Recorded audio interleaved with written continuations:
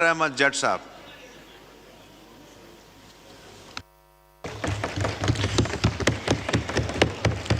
बिस्मिल्लाहिर्रहमानिर्रहीम।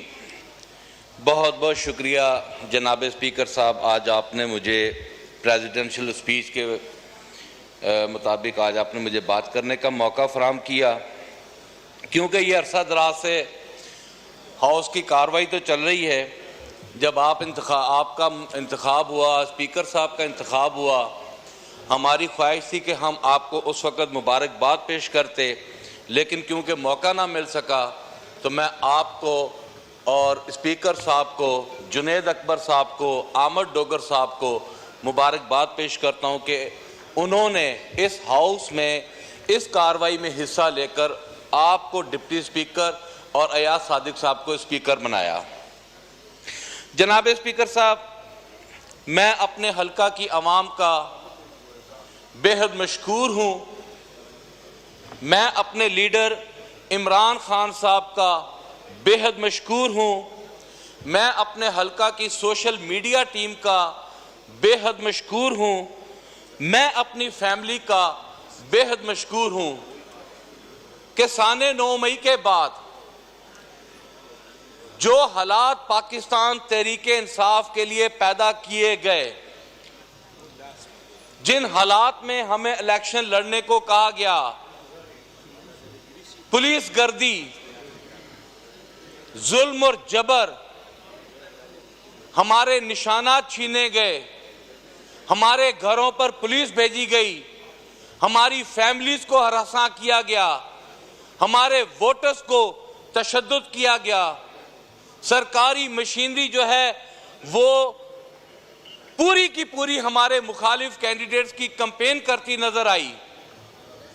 उसके बावजूद भी पाकिस्तान की अवाम ने बहुत अच्छे अंदाज से हमारे निशानात को ढूंढकर हमें वोट देकर इस ईवान का हिस्सा बनाया। जनाब स्पीकर, ये 5वां हाउस है जिसमें मैं इलेक्शन लड़ रहा हूं। 3 बार मुंतखब हुआ हूं इस हाउस में। मैंने देखा कि ये हर लीडर की ख्वाहिश होती है कि उसके बयानिए को, उसकी सोच को, उसकी फिक्र को वोट पड़े। ये मोहतरमा बेनज़ीर भुट्टो साहबा की भी ख्वाहिश थी, ये नवाज शरीफ साहब की ख्वाहिश भी थी, लेकिन अल्लाह के फजलो करम से अगर कामयाब हुआ है तो इमरान खान कामयाब हुआ है। वो शख्स जेल में है, पाबंदे सलासल है, उसके ये जितने भी यहां तशरीफ फरमा है, ये सब के सब 9 मई के डसे हुए हैं और 9 फरवरी को ये जीत कर इस ईवान का हिस्सा बने हैं। ये इमरान खान साहब की जो सोच थी, जो फिक्र थी, ये वोट उसको पड़ा है। जनाब स्पीकर, बातें तो सबने बहुत की, आप बहुत अच्छी इंग्लिश भी जानते हैं। मुझे सिर्फ एक बात बता दें कि बेगर्स कैंट बी चूजर्स का लफ्जी माना क्या है?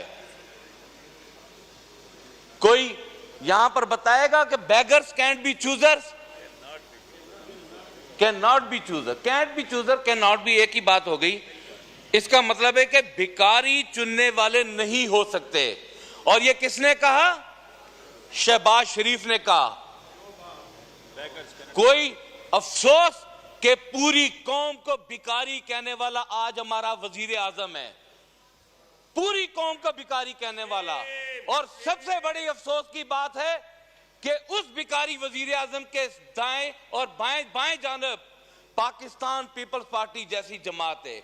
मैं हैरान हूं, ये फाउंडर्स कहते हैं कॉन्स्टिट्यूशंस को, ये अपने आप को चैंपियन समझते हैं, और ये भिखारी वजीर आजम के साथ यहां पर बैठकर हुकूमत करके और हमें दर्ज देते हैं कि आए हम आपको सबक सिखाएं या आए हम आपको आगे की तरफ लेकर चलें। जनाब स्पीकर साहब, ये स्पीच है जरदारी साहब की। हमारी जुबान उर्दू, हमारा कौमी जुबान उर्दू। मैं हैरान हूं जरदारी साहब का इंग्लिश स्पीच से जाए क्या, ताल्लुक क्या है? क्यों नहीं ये स्पीच उर्दू में की गई? क्यों नहीं पूरी कौम को बताया गया कि हम क्या चाहते हैं? ये सिर्फ इंग्लिश स्पीच करके पूरी पाकिस्तान अवाम को गुमराह किया गया। सेंस क्रिएट कर लें, सेंस क्रिएट कर लें। 2002 से लेकर आज तक मैं यही देखता आ रहा हूं कि जी सेंस क्रिएट कर लें, हाउस को आगे चलें, जमहूरियत को परवान चढ़ाएं, लेकिन करने के लिए कोई तैयार नहीं है। जनाब स्पीकर, सब अपने दांव पेच पर बैठे हुए, मजाक बना दिया इस ईवान को। जनाब स्पीकर, ये ईवान हमें कभी माफ नहीं करेगा। यहां पर पंजाब असेंबली का आइन टूटा, यहां पर केपीके का आइन टूटा, और आइन तोड़ने के बाद ये असेंबली फॉर्म 47 चोरी कर तशरीफ फरमा है, और ये कहते हैं कि हम हाउस को आगे लेकर चलेंगे। नैब तरामीम एक भयानक जो है हिस्सा है उस 16 माह की जमात का जो यहां पर इन लोगों ने किया। और आलम यह है कि सुप्रीम कोर्ट ने कल कहा कि 16 मई को इमरान खान साहब को प्रोसीडिंग में शामिल किया जाए, तो अब गवर्नमेंट की कांपे टांग रही हैं, परेशान है कल से कि इमरान खान साहब की प्रोसीडिंग को दिखाना है कि नहीं दिखाना। ये जो कट है जनाब स्पीकर हुकूमत का, ये इमरान खान का खौफ है जिसकी वजह से ये इकट्ठे बैठे हुए हैं। यही इलेक्शन है, जब इलेक्शन आया था ये एक दूसरे को गालियां दे रहे थे, 16 माह पहले ये इकट्ठे थे, उसके बाद ये फिर यहां पर आए। अच्छा तनोली बहन साहबा, आप बड़े नेक पारसा हैं, हमें माफ कर दें, अल्लाह ताला आपको खुश रखे। अब पता है हमें आपका। जनाब स्पीकर, मैं आपका ज्यादा वक्त नहीं लूंगा, मैं मुख्तसरन बात करना चाहूंगा। स्पीच हुई, सेंस क्रिएट कर लें, बेहतर होता कि इस स्पीच में कराची को भी डिस्कस कर लिया जाता, कराची के हालात को भी डिस्कस कर लिया जाता।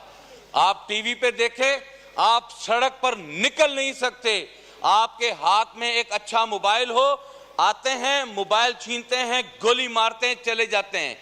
जनाब स्पीकर, कौन सी ऐसी सहूलतें जो कि पुलिस को नहीं दी गई, उसके बावजूद भी अगर कराची में ये फेल्योर है तो क्यों है?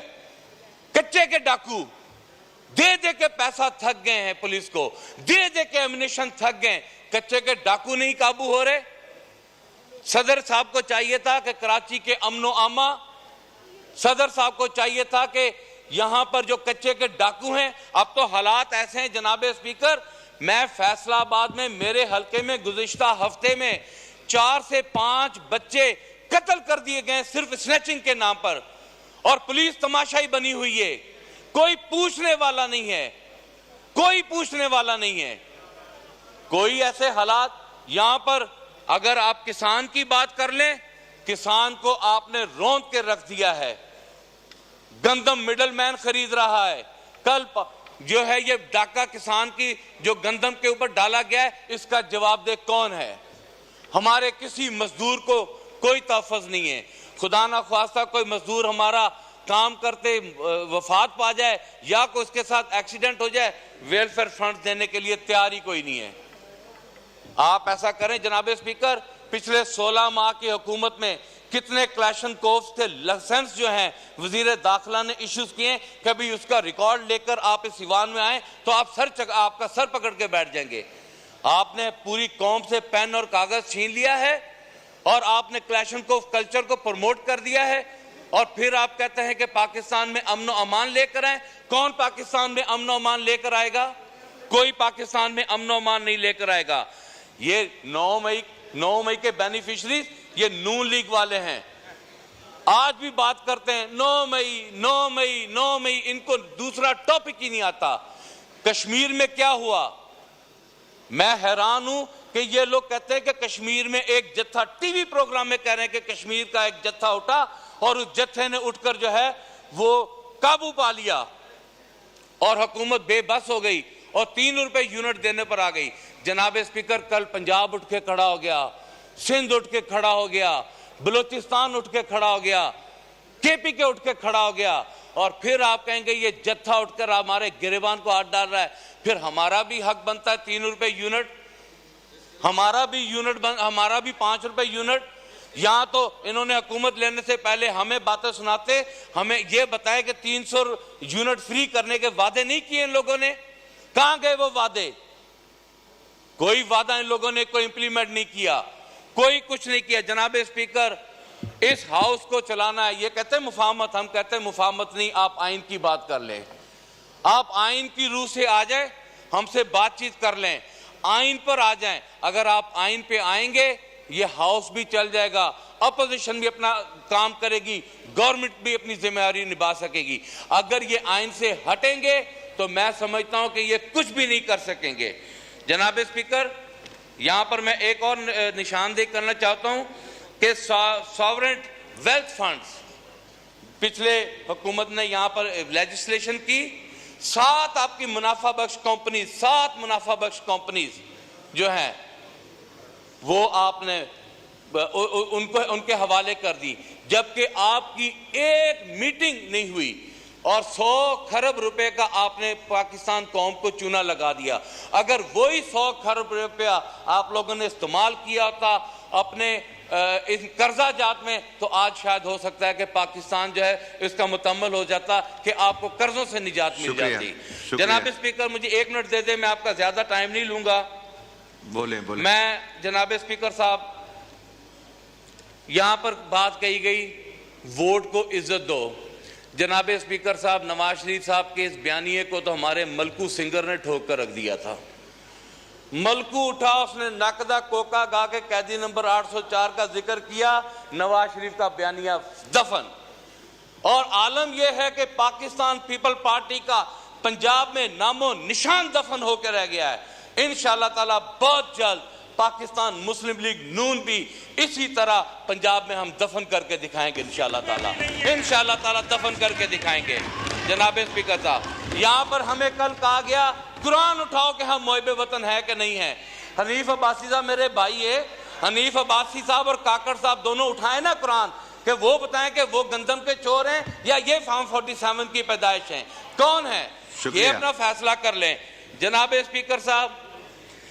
स्पीकर साहब, यहां पर वाइंड अप करें प्लीज सर, आखिरी 1 मिनट में सर, बस हो गया अभी। अच्छा चले, मैं वाइंड अप एक शेर के साथ कर देता हूं। चले, आपने जी। उन्हें अपना कहा है कि जी वो उन्होंने 10 मिनट लिए, मैं आपका ज्यादा वक्त नहीं लेता।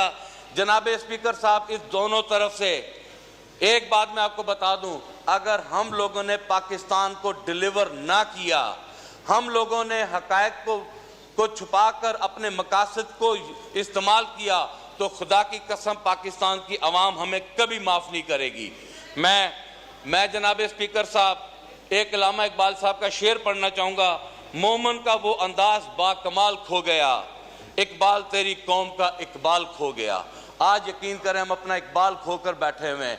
मैं हुकूमत से कहता हूं कि आप उस दिन से डरो कि जो जुल्म और जबर आप अवाम के साथ ताकत के साथ कर रहे हो, ऐसा ना हो कि अवाम उठ खड़ी हो। पाकिस्तान तहरीके इंसाफ इस बात से खौफजदा है कि अगर अवाम उठ के। शुक्रिया, बस अब हो गया। खोले माइक खोले सर, वाइंड अप कर देता हूं। अगर पाकिस्तान की अवाम उठ खड़ी हुई तो यकीन करें कि हम मुंह छुपाने के लायक भी नहीं रहेंगे। शुक्रिया जनाब स्पीकर, आखिर में आखिरी जनाब मुस्तफा कमाल साहब।